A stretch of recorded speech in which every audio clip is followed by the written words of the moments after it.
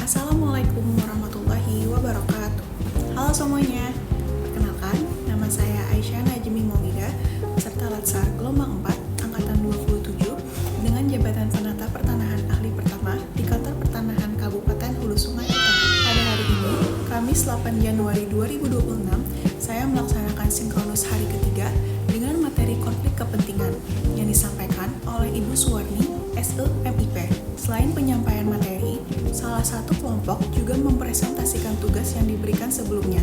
Lalu, Ibu Suwarni memberikan penjelasan lanjutan dan pendalaman materi, sehingga pembahasan menjadi lebih jelas dan mudah dipahami.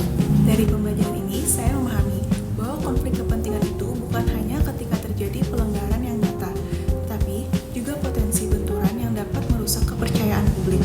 Konflik kepentingan sendiri mempunyai 3 jenis. Yang pertama, yaitu aktual, di mana keputusan banyak terjadi karena kepentingan pribadi. Yang kedua, potensial, yaitu tindakan yang belum terjadi namun memiliki kemungkinan benturan di masa depan. Dan yang ketiga, persepsional, yaitu ketika orang lain melihat adanya kepentingan yang terpengaruh meskipun belum terbukti. Lalu, contoh bentuk konflik kepentingan itu seperti nepotisme, penyalahgunaan wewenang, penerimaan gratifikasi, rangkap jabatan yang menimbulkan bias keputusan, dan kolusi dengan pihak eksternal untuk keuntungan kelompok tertentu. Selanjutnya, untuk proses pengelolaan konflik kepentingan terdapat 4 tahap. 1. Identifikasi, yaitu mencatat kepentingan pribadi seperti aset. 2. Deklarasi, yaitu melaporkan konflik aktual kepada atasan sebelum mengambil keputusan. 3. Pengendalian, yaitu atasan menetapkan mitigasi. Dan yang terakhir, keempat, pengawasan, yaitu mekanisme pengaduan dan audit internal.